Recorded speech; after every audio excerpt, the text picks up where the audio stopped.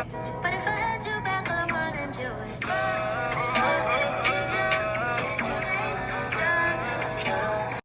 Shit like that is why I say women are terrible role models. They give terrible advice. They're useless. They're useless. And they help you repeat cycles of toxicity, of pretty much a sad lifestyle. Whole phase. I mean, her thing about not getting pregnant by these, these hood guys. Okay, that's great. But whole phase, right? It's like you're giving a half-ass advice. This is the thing where you can't understand that you're still hurting the person. Sex, things can happen. Why not just say, wait for the man that, you want to commit to, at least, right? Give your body to men that you would willingly commit to, that you see a future with. Not 100%, but you at least see a future with the man. But no, that's not the advice they give. Just deal with these men. Have sex. Give your body to these men during your whole phase. Give your body, right? Give your time, your body, your attention to these terrible men. Just don't get pregnant to them. Yes. Such a half-ass answer, right? Such a half-ass advice. It's unbelievable how people don't make mistakes then, right? No duh. Because mistakes can't happen. So to actually help prevent mistakes, okay, is actually give better advice saying, no, don't give your body, don't give your time, don't waste your time and your body to men that don't deserve you, men that qualify for you, men that you can at least see a future with, right? Men that would commit to you, men that would treat you right. How about give your body, your time, your effort to those men and not even waste it? This is the thing where why men say body count matters, because of shit like that, right? Because you waste your time, you give your body to terrible men, and then you expect or you think you deserve good men when you're out of your whole phase. The absolute insanity of women is just next level dangerous, right? It's dangerous and it's hurtful. It is damaging to women. But no, what is this, right? Women support this whole phase, all this shit. Women support this crap. It's just unbelievable how any woman can see that that's a good thing to say. Like, seriously, stop with the whole phase, right? All you're doing is racking up bodies, damaging your mentality along with your body by dealing with terrible men, right? It's such a stupid thing. Is that a lot of men don't know the nature of men when y'all are not present. There's a side of your gender that we experience that you would never have to see, because when there are no real men around you, men are going to show who they really are. When they enter into a space where they know that woman is without a man, then we get to see the true nature. We get to see how y'all really are and operate, point blank, period. This is the thing, right? Men do know. And this shows you that women don't listen to men. How many times you say, right, like the girls' trips, or women, when men talk, women feel it as men are controlling. That's the thing. Men know it, right? Getting with athletes, rappers, men go against that. Going on girls' trips, men go against that because men know how men are, right? How men say, you know what, get with a man that's on value, that's principles, on morals and stuff, not about his bank account. That's the thing. Not about this is the thing with women, it's like women just don't listen to men. They think they're right? Magically, like you saw that woman like cheering her on. But that shows you that you do not listen to men. Never. Okay? Men have always said it, right? Like I said, the girls trip thing. Men don't want you to go out on certain things. It's not necessarily, and not completely, right? But not necessarily controlling you. It's because men know how men are, right? Men know how they act. So men know the dangers of men. So they try to mitigate risk. So they may say something that seems controlling, but it's not. It's to look out for you, okay? A lot of things men do is actually to look out for women, but women perceive it as controlling. Okay, tell them to get with, don't get with the jocks, get with the nerds, the geeks, Why? Because at least those men would treasure you, right? Would value you. While the jocks, They don't, because they can get your dime a dozen, right? Don't get with the rappers. Don't get with the athletes. Don't get with men that only value money, right? Men that their first thing is money, that they show you money. That's the thing. Men have talked about it for the longest, but for equally long, women don't listen to men, and now they think that they're on to something. No, men have forever understood the dangers, the toxicity of certain men. Okay, you getting with let's say the top percent of men, right? Women love to get with the Chads, the Tyrones, the players, the bad boys, the Pookies, the Ray Rays. Men have forever talked about don't get with these men, right? Marry before you carry. That's something that men say, okay? Not women, right? But no, women don't listen to men. This is the thing.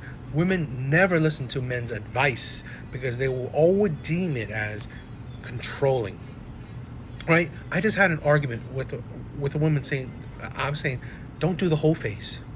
Get with men that value you.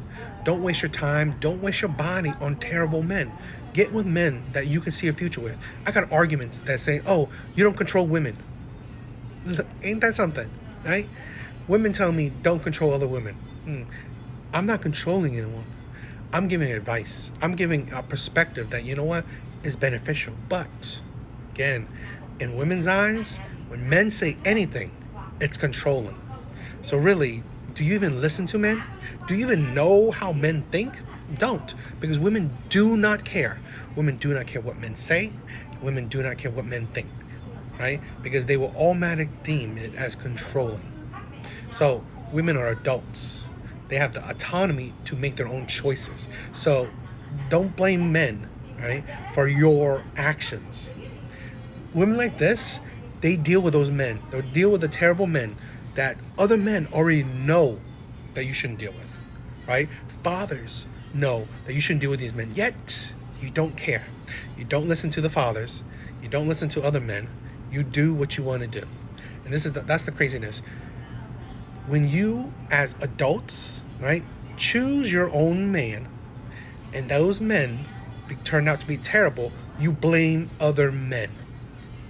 That's the craziness of it. Men, when they have a good woman at home, like, why do they still feel the need to mess with multiple women? Most men cheat just based on the availability of the situation, if we're gonna be real. A lot of times it's not even necessarily what she's doing, is that these options are available to me and I'm interested in something different. Me and you might have been together 9, 10 years or whatever the case may be, and you done showed me every possible move you can. And then I run across this woman who's willing to just throw it at me any different type of way, and just curiosity alone is gonna push most men to go out there and say, let me just at least see what it is. I want to stay on what Trill said for a second, though, because, we hear about these divorce rates, right? 80% of women are choosing to divorce and different things like that, but maybe a part of it is there's no real incentive other than your morals, right? There's no real incentive to being a good woman. We sat here and we listened to somebody say, oh, if you stay at home, you cook. What? Hold on. You stay at home, you cook, you clean, you do this, you do what you think a good woman is supposed to do. And you said after 9 or 10 years, it just may be curiosity. And it's like, could you imagine, looking on the other side of things, can you imagine being at home, doing what you gotta do, raising your family, raising your kids, and your man degrade your relationship, throw away everything that you built over? Why do men, when they have a good woman at home, like, why do they still feel the need to mess with multiple women? This is something that we do not talk about as a society or whatever. They say that men with options, right? All the things that guy was going to answer the question. What we don't talk about is that women choose to commit and be good women to terrible men. You hear this before, right? Women go back to the abusers, pick the players, pick the bad boys, the Pookies, the Ray Rays. These are the men that women predominantly give kids to. Right? They give kids to the top percent of men, athletes, rappers, and money-wise, right? The lawyers, men with options, kind of like what he's saying. But this is the thing, right? That's not most men. I think most men are faithful, but most men are not highly desired. Because this is the thing. I know a lot of men who are average. They are just average, everyday men. They are single. They're not the ones that highly desired. Hell, they're not really charming. They're not funny. They're not the ones who, they don't have like a history of a lot of girlfriends, right? They may have 1, 2, 3, right, in their life. These are men that they're good. They're monogamous men. And I think in my personal opinion, those are the average men. Average men, majority of men they're not looking to date multiple women. It's a hassle. It is such an annoyance to go on like the dating, trying to talk to women, trying to get women to like you, charm them. It sucks, right? Most men suck at it. It is a hassle to be stuck on the dating scene, to date multiple women, to try to get multiple women, to try to get a relationship. Men just want to find one good relationship and stick with it. Most men, in my opinion. So, women like this, and I think most women, what the problem is that we don't talk about is that, again, it's the men that they choose to be good to. It's men that they choose to give children to. Men that they choose to give their youth, their body, to be the good woman to. Women choose terrible men, and then they complain about it.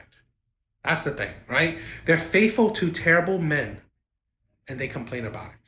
I've heard it so many times where women see these red flags in men. They know these red flags in men, yet they still stick with these men.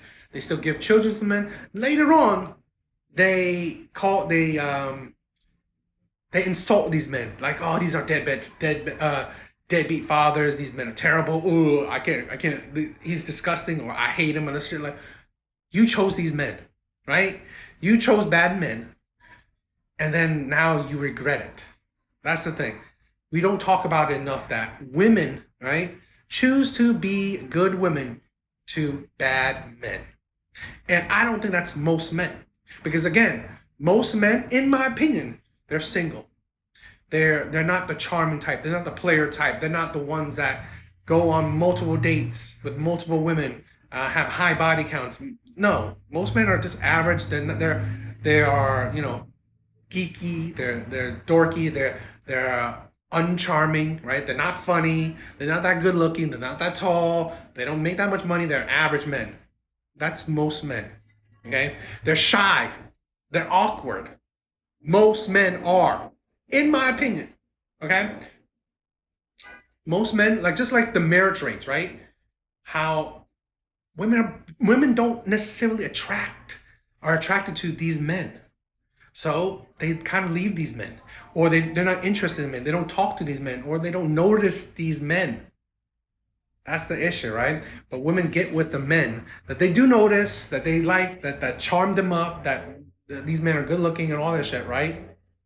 And then they wonder why these men are not faithful. Because if these men are good with you, good getting you, they're good at getting other women. If you're a woman over 27, it's time to sell. If you're a woman over 30, it's time to it's time to mark this shit on 50% off.